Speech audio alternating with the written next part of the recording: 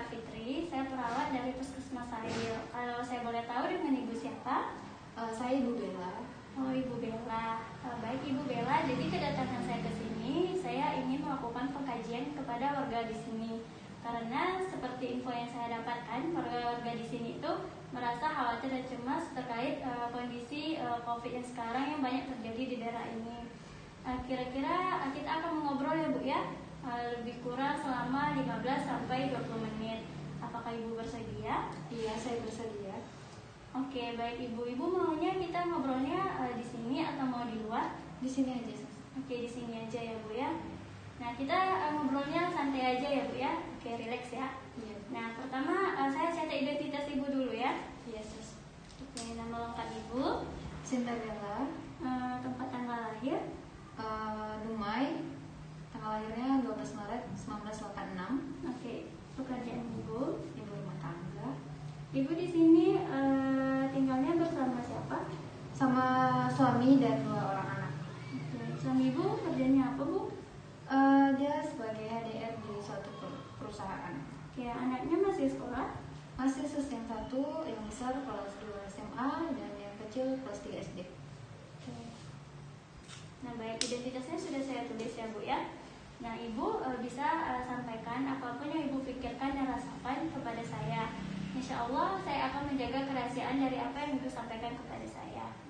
Nah, Ibu, saya ingin bertanya, bagaimana Bu perasaan Ibu pada sekarang ini?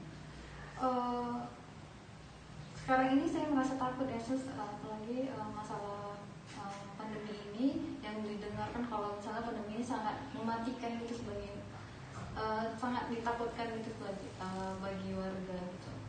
Oke, saya mengerti Bu ya apa yang Ibu rasakan. Ibu merasa takut dan juga Ibu takut tertular ya, karena efeknya yang sangat berbahaya ya Bu ya, seperti yang terjadi seperti kita lihat di TV ataupun di daerah yang sekarang tempat kita tinggal ini. Nah, Ibu, apakah Ibu, keluarga Ibu ada yang pernah tertular dengan COVID ini? Alhamdulillah nggak ada ya, Sus, tapi saya harap juga jangan sampai terkena gitu dengan penyakit ini. Ya, alhamdulillah ya Bu ya kalau tidak ada. Nah, Ibu biasanya jika Ibu merasakan cemas dan khawatir nih terkait COVID ini, apakah itu mengganggu pola tidur Ibu atau mungkin Ibu juga merasakan kurang nafsu makan? Alhamdulillah untuk pola tidur dan nafsu makan masih sama ya, Sus, masih stabil. Karena yang saya tahu kalau misalnya imun kita rendah itu kan bisa meningkatkan kita mudah tertular oleh COVID ini. Jadi alhamdulillah semuanya masih terjaga dengan aman. Oke, bagus ya Bu ya kalau begitu. Nah, Ibu selama pandemi ini ada pernah keluar rumah? Keluar rumah ada, Sus, kalau misalnya saya lagi belanja ke pasar untuk kebutuhan sehari-hari.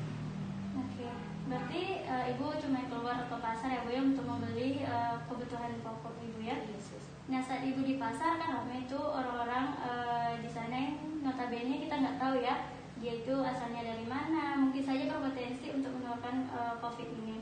Nah, bagaimana perasaan Ibu saat berada di pasar dan apa yang Ibu pikirkan pada saat itu?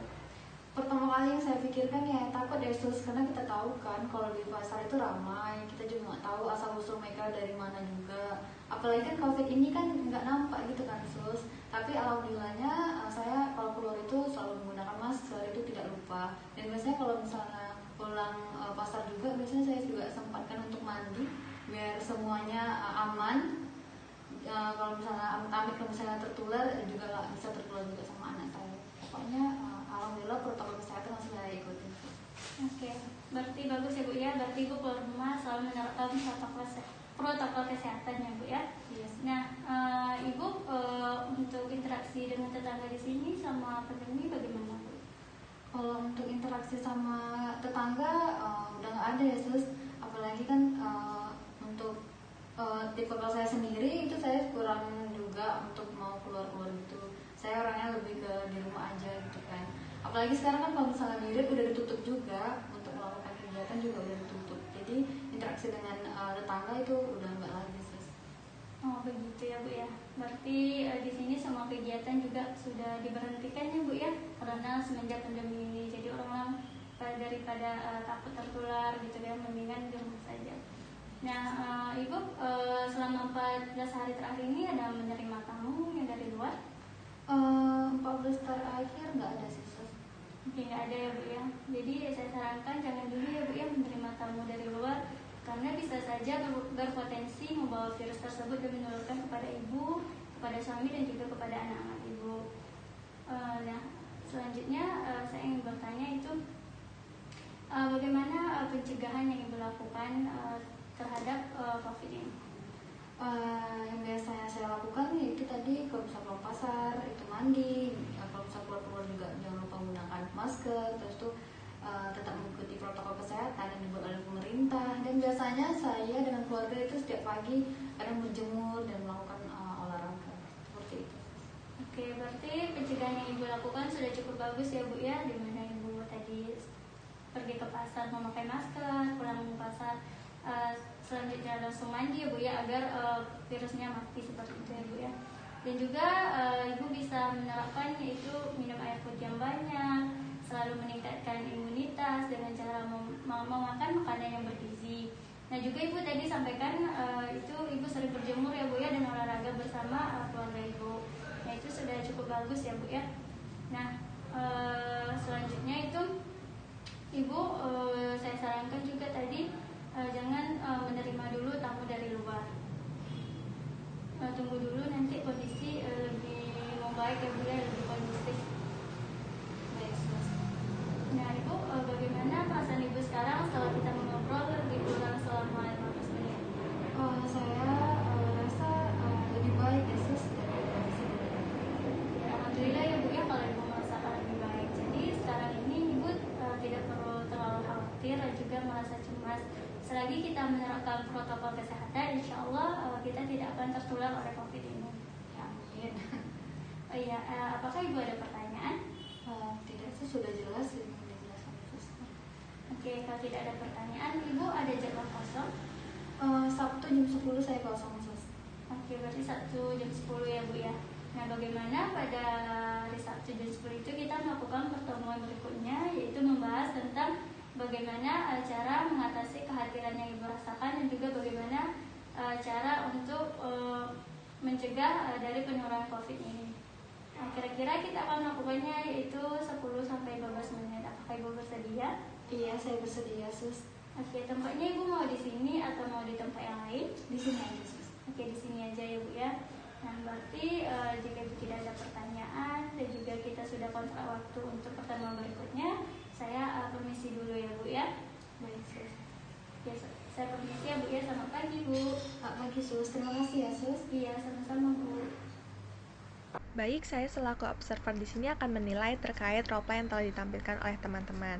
Di mana dari pengkajian tersebut dijelaskan atau perawat itu menjelaskan identitasnya dan juga tujuan kedatangannya. Dan juga dari data demografinya di mana dijelaskan identitas pasien, usia pasien dan juga keluhan yang dirasakan pasien. Terus juga respon terhadap stresornya seperti kognitif, yaitu perilaku ataupun pikiran yang serta keluhan yang sedang dirasakannya tersebut.